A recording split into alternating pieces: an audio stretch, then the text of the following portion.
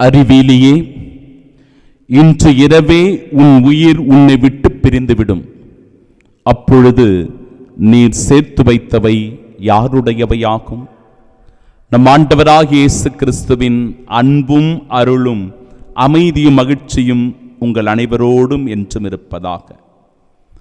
எவ்வகை பேராசைக்கும் இடம் கொடாதவாறு எச்சரிக்கையாயிருங்கள் என் அன்பு சகோதர சகோதரிகளே. மிகுதியான உடைமைகளை கொண்டிருப்பதால் ஒருவருக்கு வாழ்வு வந்து விடாது.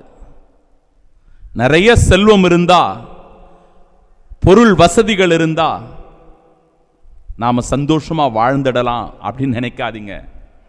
அது சாத்தியமில்லை.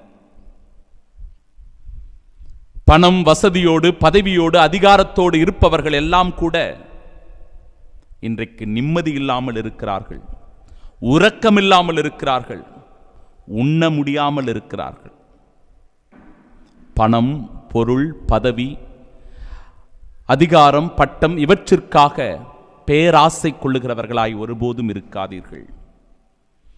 இப்படி பேராசையோடு இருப்பதனால் தான் இந்த உலகம் வறுமையிலும், ஏழ்மையிலும், பசி பட்டினியிலும், அடிமைத்தனத்திலும் இருக்கிறது. இதை நாம் மறந்துவிடக்கூடாது.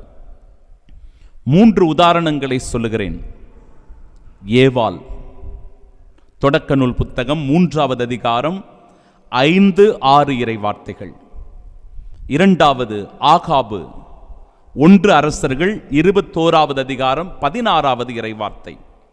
யூதாஸ் இஸ்காரியோத்து, மத்தேயு நற்செய்தி 26வது அதிகாரம் 15வது இறை வார்த்தை.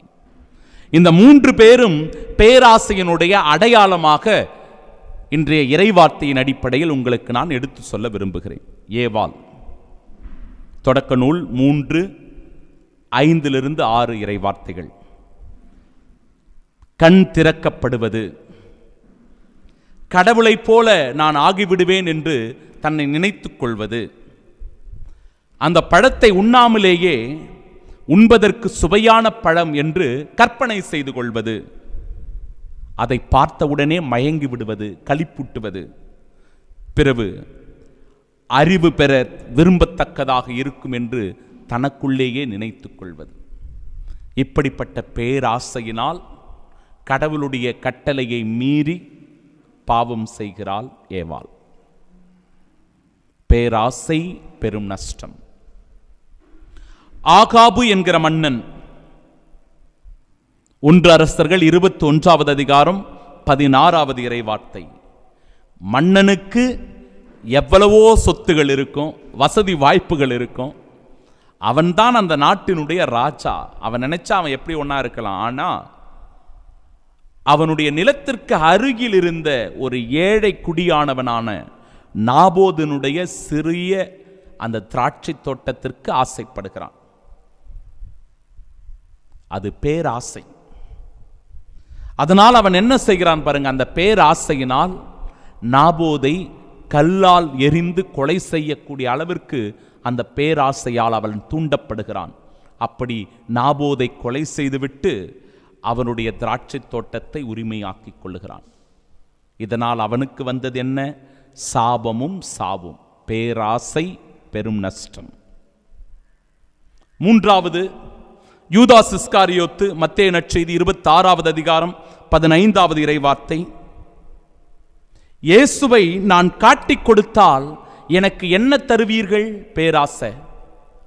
உடனிருந்தவன், உண்டு குடித்தவன், இயேசுவினுடைய கணக்கு வழக்குகளை எல்லாம் சரிபார்த்து கொண்டிருந்தவன் பேராசைக்கு இடம் கொடுத்ததனால் என்ன நேரிடுகிறது பாருங்க. இயேசுவை நான் காட்டிக் கொடுத்தால் எனக்கு என்ன தருவீர்கள்? உடனடியாக அவர்கள் மறுப்பு பேசாமல் 30 வெள்ளிக்காசுகளை எண்ணி அவனுக்கு கொடுக்கிறார்கள். இயேசுவை அவன் காட்டிக் கொடுக்கிறான். அதனால் அவனுக்கு வந்தது தண்டனை, மரண தண்டனை. பேராசை பெரும் நஷ்டம். அன்பிற்குரிய சகோதர சகோதரிகளே, இந்த பேராசையை குறித்து எச்சரிக்கையோடும் கவனத்தோடும் இருப்போம். ஆமீன்.